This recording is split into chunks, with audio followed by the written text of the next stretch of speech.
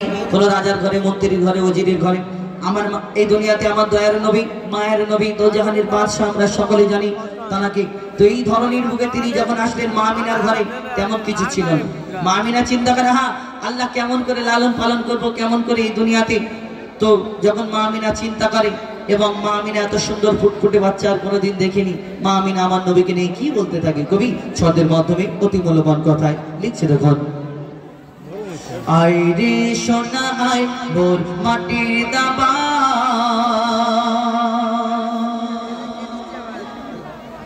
I রে সোনা I মোর মাটির দাবাই, আই রে সোনা আই মোর মাটির দাবাই, আই ওলো ঘরের ঘরে। ও মোর নূর মোর ছেড়া মাদর, ও মোর নূর মোর ছেড়া মাদর, তোকে রাখবো বুকে করে। আই রে সোনা আই মোর মাটির দাবাই, আই রে সোনা আই মোর মাটির দাবাই, আই ওলো ঘরের ঘরে। ও মোর নূর মোর ছেড়া মাদর, ও মোর নূর মোর ছেড়া মাদর, তোকে রাখবো বুকে করে। আই রে সোনা আই মোর মাটির দাবাই। ধরনীর বুকে যেদিন তাশরীফ মানে মক্কা মদিনার অলি গলিতে কারা কারা খুশি মানায় কি হয় কবি ছন্দের মাধ্যমে আর কি লিখছে। দেখুন, মক্কা মদিনার অলি গলি মেহফিলে মোহাম্মদ বসে, কোরআনের গজল শোনাতে জিবরিল আমিন আসে। মক্কা মদিনার অলি গলি মেহফিলে মোহাম্মদ বসে, কোরআনের গজল শোনাতে জিবরিল আমিন আসে।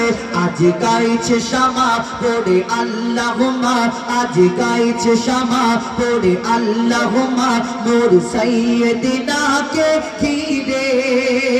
দেখো কালো ভ্রমর খুব নাচায় কোমর, দেখো কালো ভ্রমর খুব নাচায় কোমর, ওই ওলিও মাথা নাড়ে।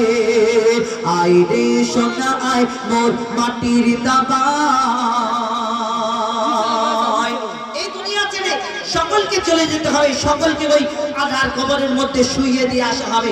আমরা কিছু কিছু মানুষ লক্ষ লক্ষ কোটি কোটি টাকার মালিক যখন হয়ে যায়, আর জমিনে পা রাখে না, মনে করি হ্যাঁ আমি আল্লাহ আমাকে যা দিয়েছে এই দুনিয়া থেকে আর জীবনে মনে মরবো না।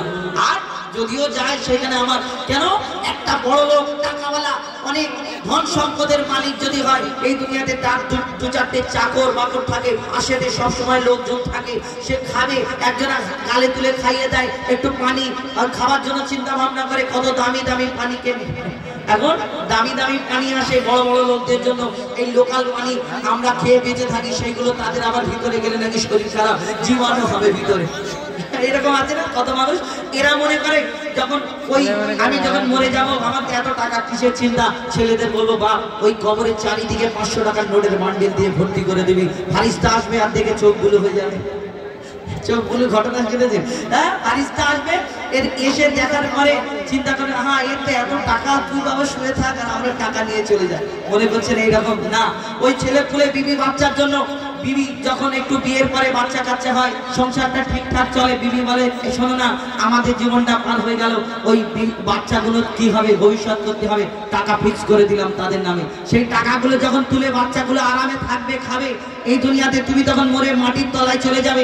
কালকে আমাদের ময়দানে ওই গুনাহ করার কারণে যখন ধরা পড়বে, তুমি ওই বিবি বাচ্চাকে বলবে হ্যাঁ গো তুমি তো আমার বউ, তুমি আমার ছেলে, তখন সেখানে কেউ চিনতে পারবে না, তুমি আমার স্বামী, কবে তোমাকে বিয়ে করলাম, সেখানে কেউ চিনতে পারবে না। তাহলে এই দুনিয়ার জন্য চিন্তা করা দরকার। কবি মরহুম আবুল কালাম সাহেব তার কি লেখা লিখছে, দেখুন, কে কিনবে আমার কাপড়, আপন বলে মোর কিছুই নাই, দেখো দেখো মোর দু হাত খালি, নিজের বলে মোর কিছুই নাই, আমার জমানো ধন দাও না, আপন জনা সব নিয়ে নিল, মোর মরণ যখন ঘনিয়ে এলো, আমায় তখন সব ভুলে গেল এই স্বার্থের দুনিয়া নেই মায়া দয়া স্বার্থের দুনিয়া নেই মায়া দয়া শুধু তোর কাছে নিতে পারে যখন তোর থাকবে না কিছু সবাই হাঁটবে পিছু থাকবে না কিছু সবাই হাঁটবে পিছু আবুল কালাম অসহায় থাকবি পড়ে আবুল কালাম অসহায় থাকবি পড়ে আয় রে সোনা আয় মোর মাটির দাবায় আয় রে সোনা আয় মোর মাটির দাবায় আয় ওলো ঘরে ঘরে ও মোর নূর মোর ছেড়া মাদর ও মোর নূর মোর ছেড়া মাদর তোকে রাখবো বুকে গড়ে আয় রে সোনা আয় মোর মাটির দাবায় আয় রে সোনা আয় মোর মাটির দাবায়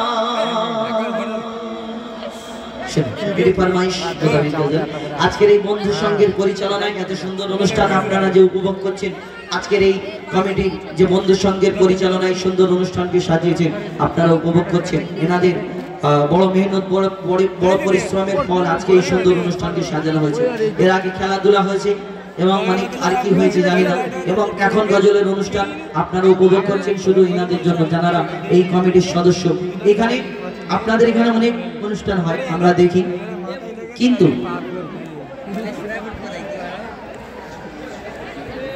আচ্ছা মাঠ সহযোগী আর